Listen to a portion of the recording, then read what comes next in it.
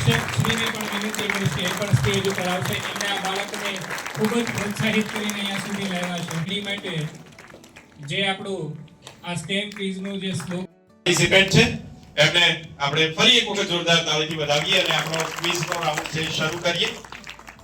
આપણે એવી રીતે કરીએ છીએ કે અહીંથી પહેલા રૂલ્સ જોઈ લઈએ, જોરદાર તાળી વગાડીએ અને પછી આ પાંચે જિલ્લાના જે પ્રતિનિધિ છે કે જેમણે એમના જિલ્લામાં બેસ્ટ પરફોર્મન્સ કર્યું છે એમને પણ આપણે એક વખત જોરદાર તાળીઓથી વધાવીએ.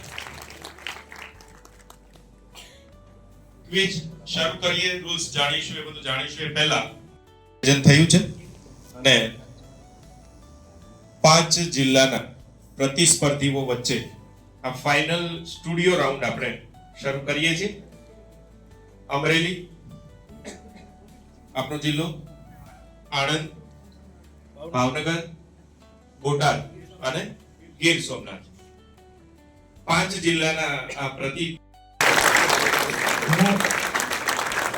એમના શિક્ષકશ્રીને પણ વિનંતી કરીશ કે એ પણ સ્ટેજ ઉપર આવશે. એમને આ બાળકને ખૂબ જ પ્રોત્સાહિત કરીને અહીંયા સુધી લાવ્યા છે. એની માટે જે આપણું આ સ્ટેમ ક્વિઝનું જે સ્લોગ ભાષા મારી ગુજરાતી છે, એ ભાષા મારી ગુજરાતી છે. અને આપણે શું કરવાનું? જો આપણે શું કરવાનું છે?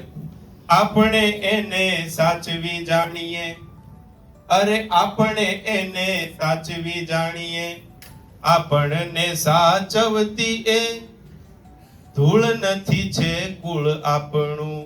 ભાષા મારી ગુજરાતી છે, ભાષા મારી ગુજરાતી છે.